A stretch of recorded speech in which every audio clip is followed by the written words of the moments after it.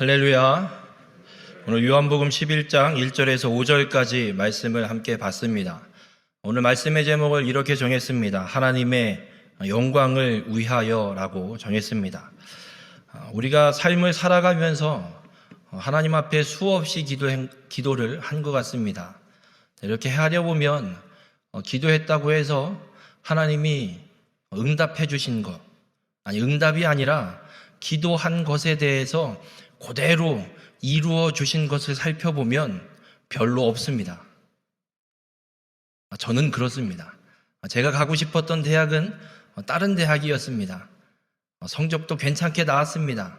근데 거기를 못 가게 만드십니다. 절대 안 가려고 했던 대학에 하나님이 철썩 붙여놓으십니다. 아무리 기도를 해도 응답하시지 않는, 이루어 주시지 않는 그런 일들이 일어날 때 한편으로 이런 생각을 합니다. 과연 하나님이 나를 사랑하는 게 맞나? 하나님이 계시긴 한가? 왜 내가 원하는 걸 하나님은 이루어 주시지 않을까? 이런 의심을 하기도 합니다. 오늘 읽은 이 요한복음 11장에도 동일한 사건이 일어납니다. 나사로라는 한 사람이 있습니다. 그가 병에 걸렸고 예수님이 너무나도 사랑하고 잘 아는 사람이기에 이 나사로의 여동생들은 예수님한테 연통을 넣습니다. 오빠가 병들어 죽겠습니다. 빨리 오세요. 빨리 와서 고쳐주세요. 그러나 결과는 나사로가 죽었습니다. 예수님께 간구하고 구했는데도 이루어지지 않는, 결국은 그냥 오라버니가 죽는 사건이 오늘 요한복음 11장에도 기록되어 있습니다. 오늘 이 말씀을 통해서 우리의 삶이 아무리 내가 원하는 게 이루어지지 않을지라도 하나님의 영광을 위한 삶이라는 걸 깨달으시고 어떤 상황에서도 의심하지 않고 믿음으로 끝까지 신앙의 길을 걸어가는 우리 모든 성도님들이 되시기를 주님의 이름으로 축원합니다. 우리 요한복음 11장을 읽을 때 나사로의 이 사건의 말씀을 읽기 전에 한 가지 좀 전제 조건 좀 밑에 깔아놓고 머릿속에서 지우지 말고 기억하면서 봐야 하는 조건이 두 가지가 있습니다. 어디냐면 본문 4절과 5절에 이런 말씀이 기록되어 있습니다. 예수님이 나사로가 병에 들었는데 이 병을 들었다는 소식을 듣고 이런 이야기를 합니다. 이 병은 죽을 병이 아니라 하나님의 영광을 위함이요 라고 말씀을 합니다. 여러분, 나사로가 병에 걸린 것 그냥 단순한 병이 아닙니다. 죽을 병입니다. 죽을 병에 걸린 것 하나님의 영광을 위한 것이라 주님은 말씀합니다. 여러분, 죽을 병도 하나님의 영광을 위해 쓰임받을 수 있음을 잊지 마시길 바랍니다. 왜 죽게 내버려 두시나? 그것이 중요한 것이 아니라 나사로의 죽을 병을 통해 하나님이 어떤 영광을 받으실 것인가, 어떤 영광을 나타내실 것인가를 우린 집중하고 이 나사로의 사건을 봐야 합니다. 또 한 가지는 5절에 이런 말씀이 기록되어 있습니다. 예수께서 본래 마르다와 그 동생과 나사로를 사랑하시더니 라고 기록합니다. 여러분, 죽을 병에 걸려 죽은 나사로, 죽게 내버려둔, 예수님이 오지 않고 죽게 내버려둔 나사로를 예수님은 사랑하셨습니다. 그의 누이들 마르다와 마리아도 예수님은 사랑하셨습니다.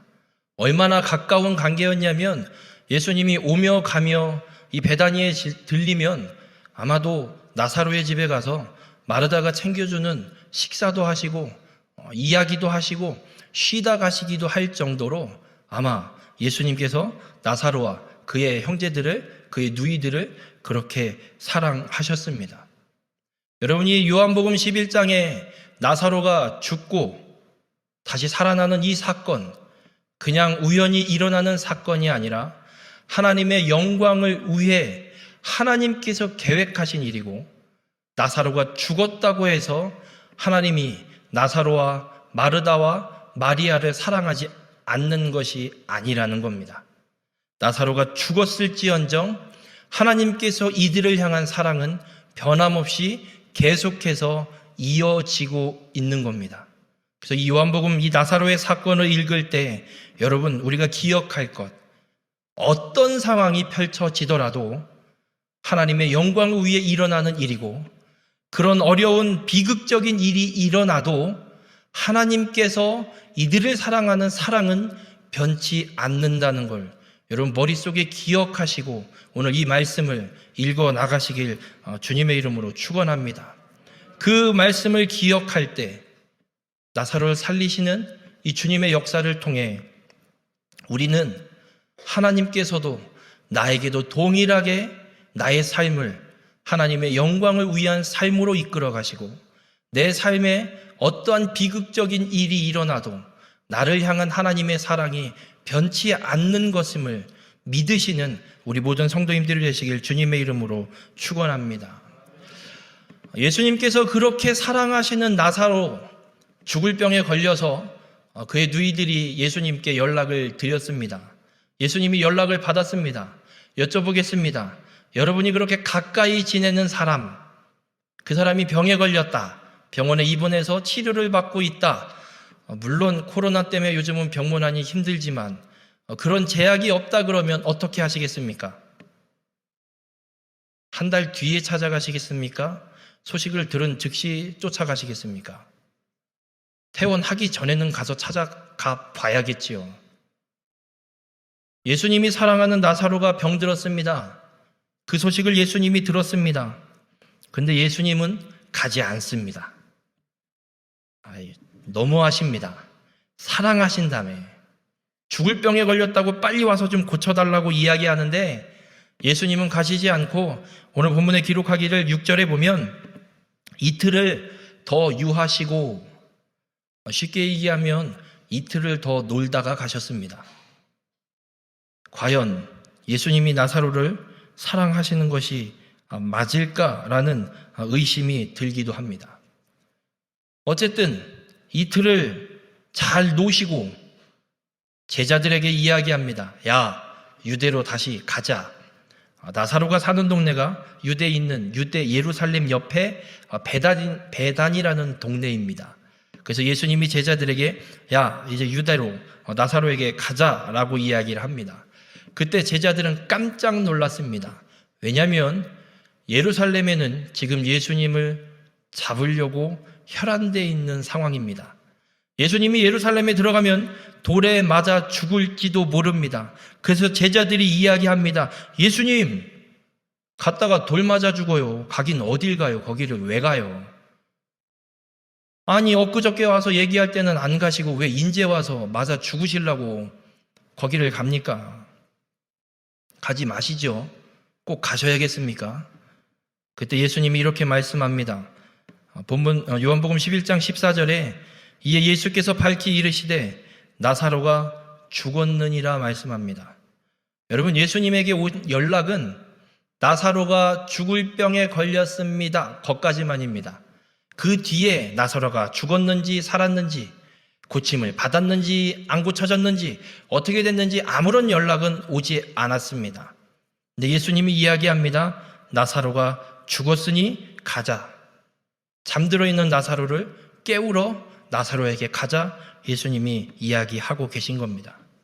여러분, 예수님은 다 알고 계십니다. 하나님은 우리의 삶의 모든 문제 다 알고 계십니다. 모르시는 것 같죠?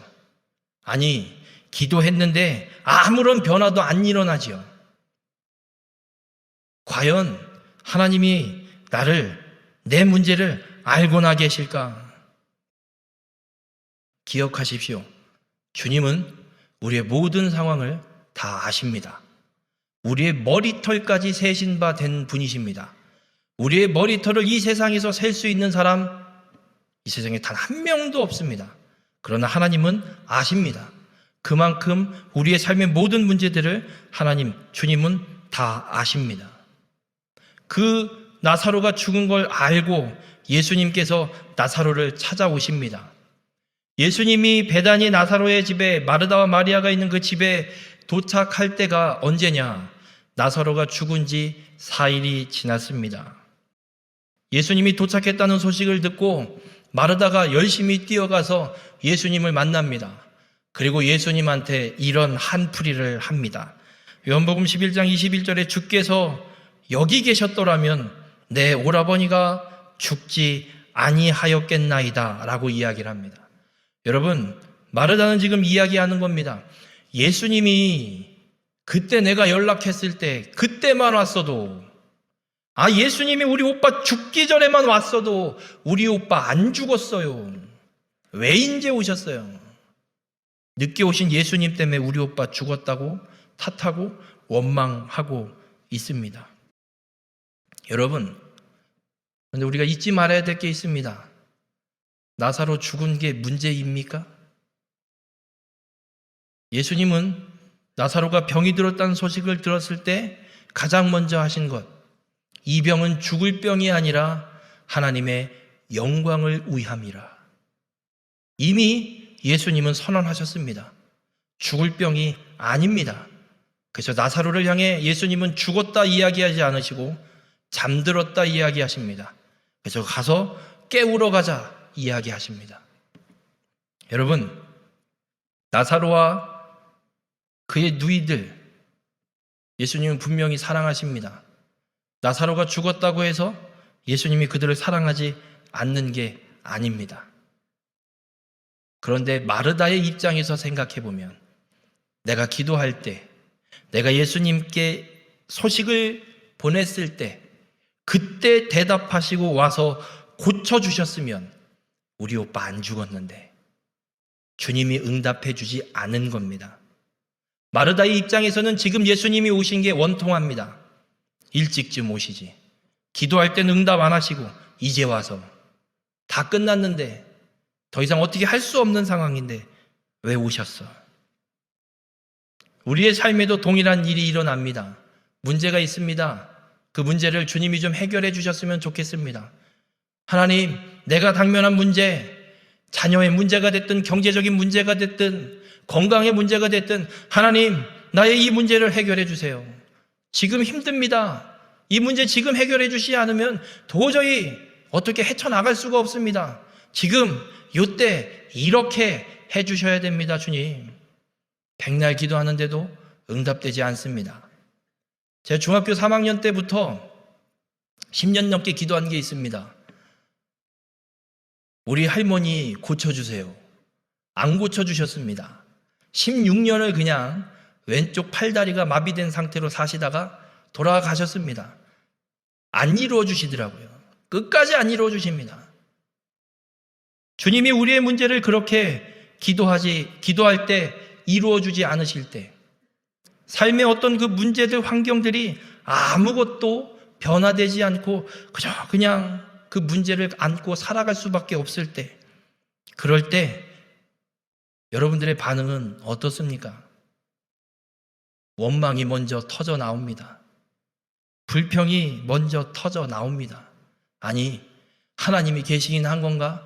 하나님의 존재에 대한 의심까지 나올 때도 있습니다. 이유는 하나입니다. 내가 원하는 상황과 주님이 펼쳐놓으신 상황이 너무나도 다르기 때문입니다. 내가 원하는 대로, 내가 원하는 시간에 이루어지지 않기 때문에 그렇습니다. 우리의 삶에 기도 응답이 안 되는 것 같은 상황, 아무런 문제들이 해결되지 않고 상황과 환경도 아무런 변화도 없이 그냥 그저 똑같이 힘들게 그걸 안고 살아가야 되는 우리의 그런 고통스러운 삶의 모습들, 그런 상황 때문에 우리는 온전한 믿음을 발휘하지 못하고 오히려 원망과 불평을 하다 오히려 믿음을 잃어버리는 모습을 우리는 보게 됩니다. 이유는 바로 이것입니다. 하나님의 시간을 바라보지 못하고 내 시간과 내 생각과 내 뜻만 바라보기 때문에 그렇습니다. 여러분, 우리는 삶을 살아갈 때 항상 이런 생각을 합니다. 요때 이 일이 이루어지면 정말 좋을 것 같은데, 이만할 때 이 문제들이 해결해 주면 참 좋을 텐데, 작년에 산 땅이 요맘때쯤 2배로 뻥튀기가 되면 참 좋을 텐데, 우리는 내 시간에 묶여 살아가고 있기 때문에 우리의 믿음이 발휘되지 않는 겁니다. 여러분, 내가 원하는 시간에 그 문제가 해결하고 되고, 내가 원하는 시간에 내가 원하는 답이 와야 그때서나 하나님이 내 기도에 응답해 주셨네, 그렇지, 이게 술술 풀리는 거고 이게 형통하는 거지, 이런 소리를 합니다. 그러나 착각하지 마십시오. 내 시간에 맞춰 내 뜻대로 내 인생이 풀리면 형통이 아닙니다. 복이 아닙니다. 재앙입니다. 내 원하는 대로, 내 시간대로, 내 뜻대로 술술 풀리는 인생은 축복이 아니라 재앙임을 잊지 마시길 바랍니다. 성경은 오늘 우리에게 분명하게 말씀하고 있습니다. 하나님의 시간이 있습니다. 하나님의 때가 분명히 있습니다. 주님은 우리에게 오늘 말씀을 통해 분명하게 말씀하고 있습니다. 그때를 인내하며 믿음을 잃지 말고 기다리라고 주님은 우리에게 말씀하고 있습니다. 왜냐하면 하나님의 시간에 맞춰서 하나님은 분명하게 일하시고 하나님의 영광을 온전히 드러내시기 때문에 그렇습니다. 문제는 기다리지 못하는 내가 문제입니다. 이스라엘이라는 나라가 남북으로 쪼개지고 북쪽 이스라엘이 먼저 아수르에 멸망당하고 이후에 남쪽 유다도 바벨론에 의해 멸망당하고 포로로 다 끌려갑니다. 그런데 포로로 끌려가서 포로 생활을 하고 있는 중에 에스더라는 이 포로로 끌려온 여인이 바사 왕국의 왕비가 되는 일이 일어납니다. 어떻게 포로를 왕비로 세우는지 도무지 이해가 안 되는 역사가 펼쳐지는 걸 보게 됩니다. 에스더가 바사 왕국의 왕비로 세워졌을 때 유다인들을 몰살하려는 정책이 괴략이 꾸며져서 진행이 되고 있었습니다. 이걸 알게 된 모르드게가 에스더에게 소식을 보냅니다. 야, 우리 민족이 다 멸살당해 죽게 생겼다. 왕에게 가서 우리 유다인들을 살려달라고 간곡히 부탁해라. 그때 에스더가 거절을 합니다. 왜냐하면 이때 왕이 부르지 않았는데 왕 앞에 왕비가 스스로 나왔다. 사형감이고 죽여도 되고 폐위시켜도 됩니다. 에스더 바로 앞에 왕비가 왕이 부르는데 안 나왔다고 해서 폐위됐습니다. 그래서 이 에스더가 이야기합니다. 나 그냥 나가면 나 죽어요. 가서 말 못해요. 그때 그 소식, 그 대답을 들은 이 모르드게가 에스더를 향해서 이런 연통, 이런 말을 선언합니다. 에스더 4장 14절에 이렇게 기록합니다. 네가 왕후의 자리를 얻은 것이 이때를 위함이 아닌지 누가 알겠느냐? 네가 포로로 끌려와서 왕비가 된 거, 이때를 위해서 하나님이 만들어 놓으신 건지 네가 알 수 있겠느냐? 아니라고도 못하고 그렇다고도 할 수 없겠지만 이 일어난 일들, 왕비의 자리에 지금 네가 있는 이유가 이 일 때문이면 넌 어떻게 하겠느냐? 여러분, 우리의 인생의 실패도 성공도 내 시간에 있는 것이 아니라 하나님의 시간 안에 있음을 믿으시길 바랍니다. 우리의 인생이 내 뜻대로 내 시간에 맞춰 이루어진다면 아까도 말씀드렸지만 그건 축복이 아니라 재앙입니다. 내가 원하는 대로 이루어지기에, 하나님과 전혀 상관없는 삶을 살게 되기에 내 시간에 이루어지고 문제들이 해결된다면 그건 재앙입니다. 우리 모든 성도님들, 하나님의 시간대로, 하나님의 뜻대로 내 인생이 이루어져야 축복임을 믿으시길 바랍니다. 우리 모든 성도님들, 하나님의 시간이 있음을 잊지 마시길 바랍니다. 내 삶이 어떠한 상황이 되었든지 간에 하나님의 시간이 있음을 믿고 인내하는 자가 되길 주님의 이름으로 축원합니다. 나사로가 죽는 것 같은 비극적인 일이 내 인생에 펼쳐질지라도 하나님의 시간이 있음을 잊지 마시길 바랍니다. 어떤 고난이 우리에게 일어날지라도 그 고난을 통해 하나님의 시간에 하나님의 영광을 드러내시고 영원히 우리를 향한 하나님의 사랑이 변하지 않는다는 것, 우리 모든 성도님들 믿으시고 그 믿음으로 인내하여서 하나님의 놀라운 역사를 온전히 이루어가는 귀한 축복의 삶이 되시길 주님의 이름으로 축원합니다. 예수님이 그렇게 나사로가 죽었다라는 동네에 와서 마르다를 만나 마르다와 대화를 하시고 나서 이 나사로의 무덤으로 갑니다.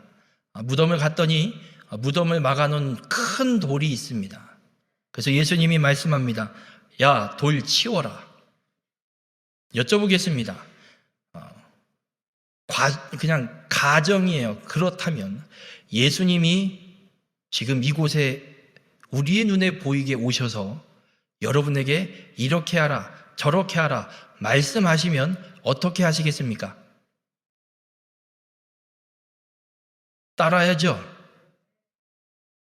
자, 나사로가 죽은 지 4일이 지났습니다. 예수님이 무덤을 막고 있는, 나사로의 무덤을 막고 있는 돌을 치우라고 말씀합니다. 그럼 돌을 치우시겠습니까? 안 치우시겠습니까? 우리는 결과를 알고 있으니까 치운다고 하죠.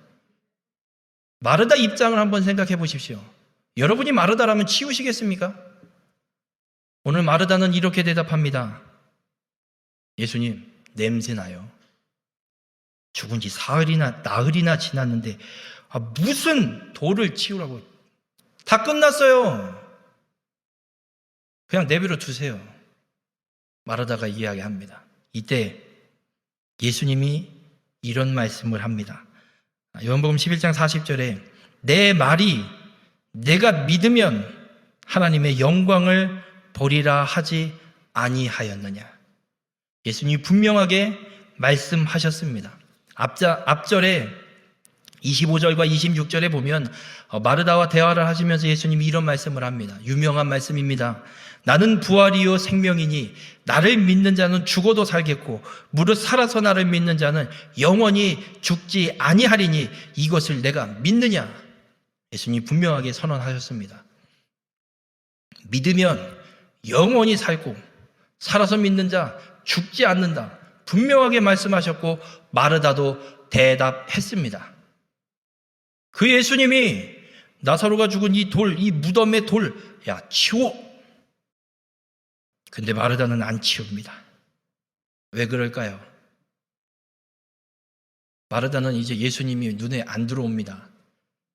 지금 현실은 오빠가 죽었고 장례도 다 끝났고 혹여라도 다시 깨어날 3일이 아니라 4일이 지나버려서 더 이상 가망이 없는 그런 상황인데 무슨 돌을 치운다고 뭐가 문제가 해결이 되겠는가?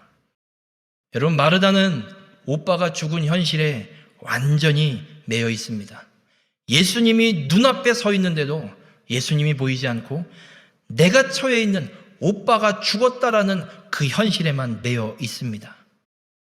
그래서 믿음은 내가 당한 현실과 내 앞에 역사를 이루실 하나님을 믿는 믿음 사이에 있는 겁니다. 이스라엘 백성들이 애굽 땅을 나오고 홍해 앞에 섰습니다. 뒤에는 애굽 군대, 앞에는 홍해. 진퇴양난의 그 상황에 하나님을 믿고 갈 것이냐, 하나님을 믿지 못하고 현실에만 빠져서 원망할 것이냐. 여러분, 우리의 삶이 이 땅에 현실 속에 있지만 보이지 않는 주님을 믿는 믿음이 있어야 됨을 잊지 마시길 바랍니다. 오늘 주님은 우리의 문제를 아주 명확하게 지적해 주고 있습니다. 예수님이 말씀하셨습니다. 내 말을 네가 믿으면 하나님의 영광을 보리라 하지 않았느냐. 주님의 말씀을 믿으시길 바랍니다. 주님의 약속을 믿으시길 바랍니다. 내가 빠져 있는 상황, 내가 처해 있는 상황, 환경이 어떠할지라도 하나님의 말씀을, 주님의 말씀을 믿고 붙드시는 우리 모든 성도님들이 되시길 주님의 이름으로 축원합니다. 요한복음 6장에 오병이어의 기적의 사건이 기록이 되어 있습니다. 예수님께서 수많은 사람들에게 저녁을 먹여야 되는데 빌립을 불러서 먼저 이렇게 묻습니다. 요한복음에 기록이 되어 있기를 우리가 어디서 떡을 사서 이 사람들을 먹이겠느냐 빌립을 불러서 물으시는 거예요. 근데 재밌습니다. 그 바로 다음 절에 이렇게 말씀하시면 친히 어떻게 하실지를 아시고 빌립을 시험하고자 하심이라. 예수님이 빌립에게 야 여기 모여있는 사람들 밥 먹여야 되는데 어떻게 사서 먹일래? 물은 것 아주 그냥 약 올리는 것 같은 느낌. 다 아시면서 어떻게 하나 한번 보자 하고 빌립을 시험하고 계십니다. 여러분 그 물음을 들은 빌립이 어떻게 대답을 하냐면 순식간에 계산을 해냅니다. 몇 명이 대충 모여 있고 이 사람들을 먹이려면 얼마가 필요할 것 같고 지금 갖고 있는 게 얼마고 훅 계산이 나와서 예수님한테 이야기합니다. 예수님 이만저만 이래서 이 사람들 먹이려면 이만큼이 필요한데요. 택도 없습니다. 지금 가서 살 데도 없고요. 얻을 수도 없고요. 그냥 알아서 해결하라고 보내는 게 제일 속편합니다. 그렇게 계산을 하고 있습니다. 여러분 빌립은 현실을 보고 있습니다. 빌립이 한 대답 틀렸다 말할 수는 없습니다. 맞습니다. 상황은 그렇습니다. 도저히 먹일 수 없는 상황, 도저히 해결할 수 없는 현실, 그렇게 먹일 수 없다라는 결론에 이른 이 빌립의 이 대답, 우리의 모습과 너무나도 흡사합니다. 그러나 우리가 잊지 말아야 될 게 있습니다. 이 현실 속에 믿음은 한 가지를 더해야 합니다. 그것이 무엇이냐면 혹시 주님 이 현실인데 혹시 주님 무슨 계획이 있으십니까? 물을 수 있어야 됩니다. 아니 물어야 믿음이 있는 겁니다. 빌립이 계산을 해서 안 됩니다. 그런데 주님은 무슨 계획을 갖고 계십니까? 물었어야 합니다. 여러분 하나님의 사람은 현실만 붙들고 살아가는 게 아닙니다. 이 말을 오해하시면 안 됩니다. 그럼 현실을 부정하고 살라는 겁니까? 현실을 부정하라는 이야기가 아닙니다. 이 땅에 살아가고 있는데 어떻게 현실을 부정합니까? 우리는 이 땅에 이 현실을 갖고 안고 살아갈 수밖에 없습니다. 하나님의 사람은 내가 지금 처해 있는 이 현실을 인정하지만 거기 한 가지를 더하는 겁니다. 주님, 혹시 하실 일이 더 있으십니까? 주님, 혹시 다른 계획이 있으십니까? 주님, 혹시 이 현실을 뛰어넘을 하나님의 뜻과 계획이 더 있으십니까? 물을 수 있어야 하는 겁니다. 안드레가 한 아이의 도시락을 찾습니다. 보리떡 5개, 물고기 2마리. 현실을 인정하고 현실을 붙들고 현실만 생각하고 살아간다면 안드레는 이거 예수님한테 안 갖고 옵니다. 끝내버립니다. 야, 어떻게 어린 네 거를 뺏어서 먹냐? 너나 어디 가서 조용히 혼자 먹고 와라. 이게 현실주의자입니다. 그러나 안드레는 어떻게 하느냐? 그걸 갖고 예수님께 옵니다. 그리고 예수님께 이렇게 묻습니다. 그러나 그것이 이 많은 사람에게 얼마나 되겠사옵나이까? 주님께 묻습니다. 주님께서 행하실 일에 대한 믿음을 갖고 안드레는 묻고 있습니다. 우리 모든 성도님들, 우리의 삶에 어떤 문제가 생겼을 때 혹은 지금 나사로처럼 나의 가족이 병들어 죽어가고 있을 때 우리는 분명 간절히 하나님 앞에 기도할 겁니다. 그런데 문제는 해결이 되지 않습니다. 병도 낫지 않습니다. 아니, 오히려 죽어버립니다. 그런 일들이 일어날 때 하나님의 영광이 드러날 것을 믿을 것인가? 아니면 믿음을 다 버리고 현실에 매여 있을 것인가? 주님은 오늘 우리에게 물으십니다. 너는 어느 길을 선택하겠느냐? 우리 모든 성도님들, 절망적인 상황이 펼쳐져도 하나님의 영광이 드러날 것을 온전히 믿는 자가 되길 주님의 이름으로 축원합니다. 어떻게 견뎌낼까? 도저히 감당할 수 없는 그 비극적인 일 어떻게 이겨낼 수 있을까? 주님은 분명하게 선언하셨습니다. 나는 부활이요 생명이라 말씀하셨습니다. 십자가 사건이 일어나지도 않았는데 예수님은 선언하셨습니다. 나는 부활이라 생명이라. 우리 모든 성도님들, 이 말씀을 믿으시길 바랍니다. 부활이신 예수 그리스도를 믿으시길 바랍니다. 백날 기도를 하고 작정하고 기도를 해도 아무런 응답이, 아무런 일들이 일어나지 않아도 하나님의 말씀은 진리입니다. 간절히 기도했어도 그냥 병든 가족이 죽어도 예수님의 이 말씀은 진리이고 그리스도는 부활이십니다. 우리 모든 성도님들, 내가 당한 현실에 나를 묶어놓지 마십시오. 내가 지금 처해 있는 환경에 나를 그냥 푹 담궈 버리지 마십시오. 내가 어떠한 현실에 빠져 있든 어떠한 상황에 빠져 있든 진리이고 부활이시고 생명이신 주님의 이 말씀을 믿으시길 바랍니다. 붙드시길 바랍니다. 부활이신 예수 그리스도를 믿고 하나님 앞에 가서 왜 안 이루어 주십니까가 아니라 주님, 이 절망적인 상황 속에 내가 처해 있는 이 비극적인 현실 속에 혹시라도 주님께서 하실 일이 더 있으십니까? 하나님의 영광을 나타내기 위해 주님이 계획하고 계신 일이 무엇입니까? 물을 수 있는 믿음의 성도님들이 되시길 주님의 이름으로 축원합니다. 상황에 묶이지 마시고 하나님의 말씀에 매이시길 바랍니다. 현실에 빠져 있지 말고 하나님의 약속에 빠져 살아가는 자들이 되시길 주님의 이름으로 축원합니다. 이사야 43장 21절에 주님이 이렇게 말씀합니다. 이 백성은 내가 나를 위하여 지었나니 나를 찬송하게 하려 함이니라. 여러분, 우린 하나님을 찬송하기 위해 지음받은 자들입니다. 문제가 안 풀려도 하나님을 찬송할 수 있어야 됩니다. 비극적인 현실에 빠져 있어도 하나님을 찬송해야 합니다. 우리가 하나님을 찬송하며 살아갈 때 하나님의 영광이 드러나고 하나님이 영광 받으시게 됨을 믿으시길 바랍니다.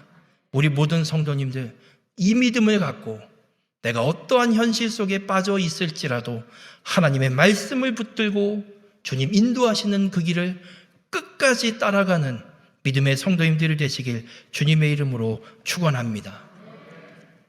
하나님은 그렇게 우리의 믿음 때문에 우리를 지금 하나님의 시간 가운데 이끌어 가고 계십니다. 우리 모든 성도님들, 내 시간을 버리십시오.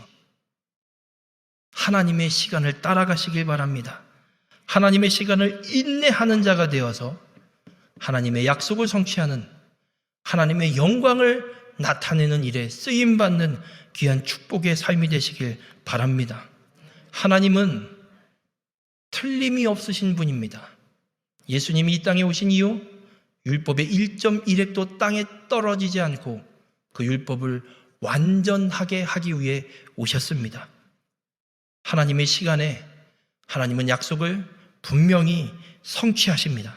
우리 모든 성도님들, 하나님의 시간을 인내하며 끝까지 이 하나님의 약속, 하나님의 이 말씀을 붙들고 살아가는 자가 되어 하나님의 영광을 나타내는 귀한 축복의 삶이 되시길 주님의 이름으로 축원합니다.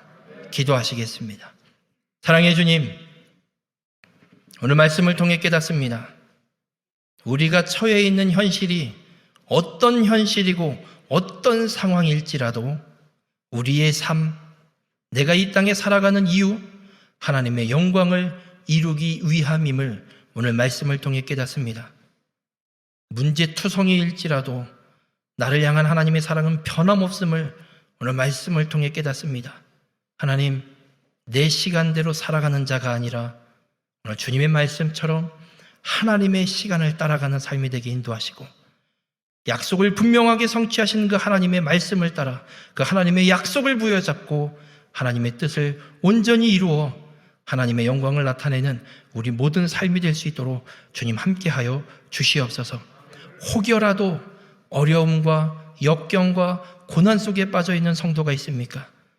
하나님, 오늘 말씀을 통해 나를 사랑하시는 하나님의 사랑을 깨닫게 하시고 또 그 일을 통한 하나님의 영광이 온전히 이루어지는 귀한 축복의 삶을 살아가기에 부족함 없도록 주님 함께하여 주시옵소서. 이 모든 말씀 예수님의 이름으로 기도드렸습니다. 아멘.